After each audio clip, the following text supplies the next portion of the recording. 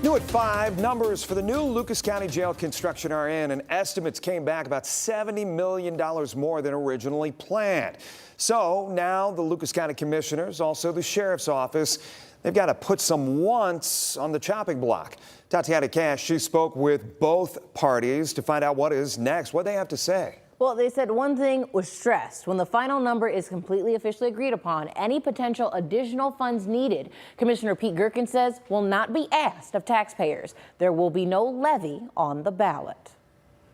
Lucas County has the state's only pretrial jail in the state of Ohio. And Sheriff Mike Navarre says there's a lot of movement within this building, but it's getting less and less feasible and safe. We are transferring inmates all day long up and down elevators for recreation, for counseling services, for medical, and a lot of times for video arraignment.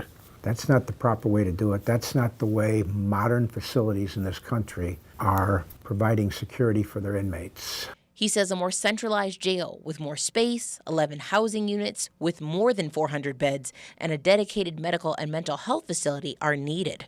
Commissioner Pete Gerken says what the sheriff is looking for isn't hard to build, but it's a challenge. When the original engineering and construction costs came in, we thought it'd be about $227 million. That was our budget number, our range. It came in at $290.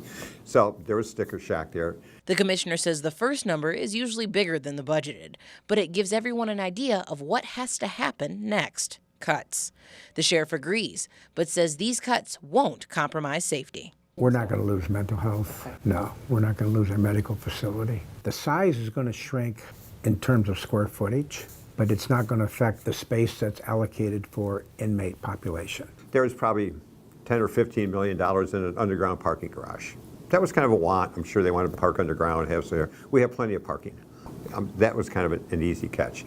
Navarre says renovating the current jail is not a realistic idea, so it makes sense to push forward with the new construction. And Gerken agrees, saying the financing for this jail will make sense. We've got $10 million from the state. We've got $4 or $5 million from Marcy and the federal government. We're still going to pursue outside money, and some of it's there. You know, we're not putting out a levy to pay for the jail. The commissioner went on to say, as of right now, there's no reason to believe construction for the new jail wouldn't still be completed by 2027. It'll be on Canton Street, about a block northwest of the current jail. Live in studio, Tatiana Cash, WTOL 11.